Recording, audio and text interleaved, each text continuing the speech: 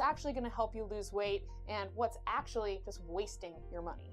If you are stressing yourself out over losing weight loss, then that stress could be the very thing sabotaging your weight loss efforts.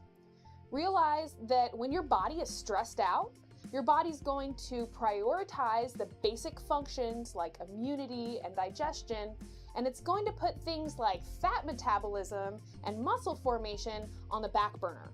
So even if you're working out a whole lot, if you're really stressed out, then your body is not going to be burning fat as efficiently as it would be if you were managing your stress and you weren't so stressed out.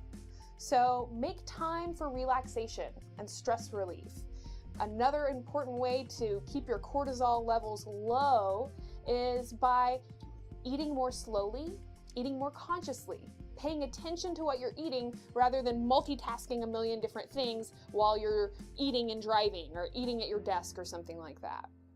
And if you aren't working out, then you need to be working out, because just a sedentary lifestyle is another thing that can contribute to our body being stressed out. One of my favorite tips is that if you can't make time for physical activity, then find ways to make your daily activities more active. So things like doing calf raises and squats while you're brushing your teeth or while you're washing the dishes, or taking the stairs instead of the elevator. Making time for stress relief and making time for physical activity is a really important part, not only of overall health, but also of losing weight. Extreme hunger is really our enemy if we're trying to lose weight, because when we get really frantically, extremely hungry, we're going to be 10 times more likely to make an unhealthy decision or to resort to those convenience foods that we know we should avoid. So junk food, fast food, vending machine food, etc. And we're going to have a lot more strength in resisting those convenience foods if we don't let ourselves get just incredibly hungry. So snacks are the primary way to prevent that from happening, right? If we carry around some healthy snacks with us, then at the point that you start feeling really hungry, you can munch on an apple or an orange, eat some nuts, eat an avocado, eat something that is going to tide you over until you can make a healthier meal choice. And as long as we have an alternative to those convenience foods, those really unhealthy convenience foods, then we're going to be able to resist them a lot easier than if we're just trying to resist them and deal with the hunger, right? Because it's really hard to mind over matter, overcome your hunger. So healthy snacks are my next tip. If you want to hear more of a discussion on snacking and whether or not to snack, I have an entire video on that topic. But the tip I want you to take with you is to start carrying around healthy snacks in your purse, so you have them with you all the time to give you an alternative to those convenience foods that often get the best of us. Stop rewarding yourself with junk food and start rewarding yourself with healthier foods. So oftentimes this is something that actually starts in our childhood, where at school we'll receive a piece of candy for a good grade, or maybe our parents will take us out for ice cream. And what this does is it kind of conditions us to associate junk food with a reward. And so it actually activates the reward pathway in our brain every time we eat junk food. So the good news is that you can recondition the reward pathways in your brain. And this is really pretty easy to do. So you just want to start rewarding yourself with healthier food.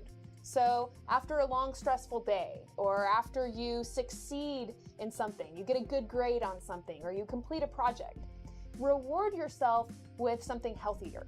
So maybe it's just a healthy version of something you would already eat, like a cookie or a piece of cake.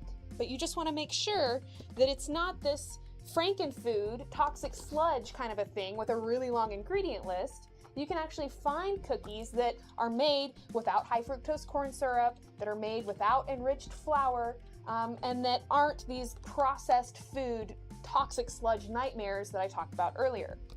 Another way you could think about this is just replacing your unhealthy foods with healthier foods. So steamed carrots with cinnamon is a way that I love to satisfy my sugar craving, for instance. Another example would be fruit.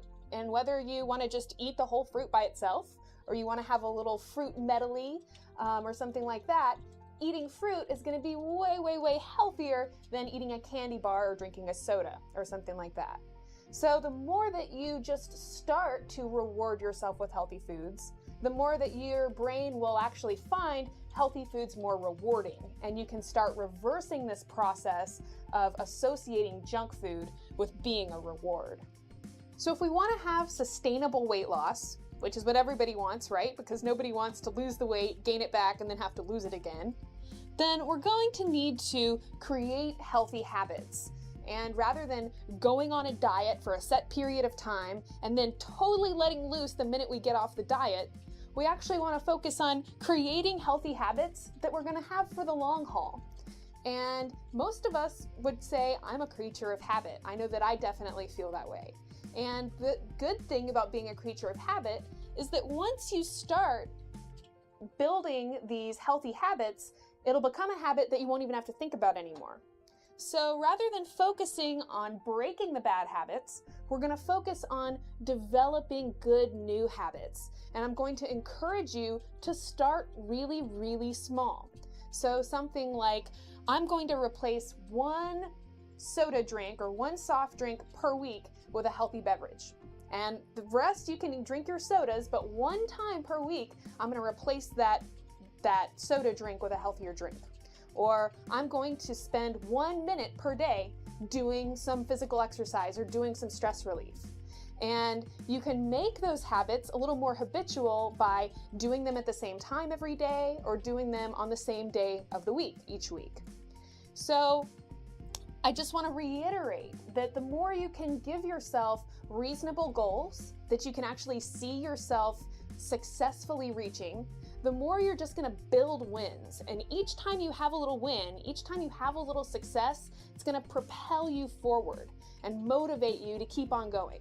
So this tip is to start creating habits. And even if they are super, super tiny, that's actually going to be a more likelihood that you're going to keep that habit if it's actually a small habit and a reasonable goal than giving yourself really outlandish habits or trying to do something kind of impossible, like say, I'm never going to drink another soda, or I am never going to, eat another fast food meal.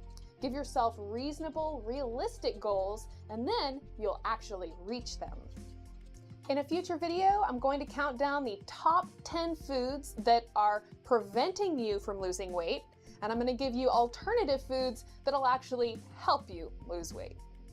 Preparing healthy meals ourselves is going to be the #1 way that we can get away from the toxic sludge processed food meals and actually start losing weight and actually get healthier.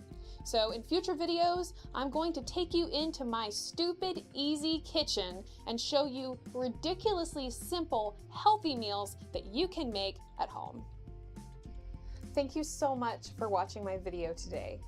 Please leave me a comment and let me know your thoughts about any of the information I shared and any topic requests that you'd like me to address in future videos.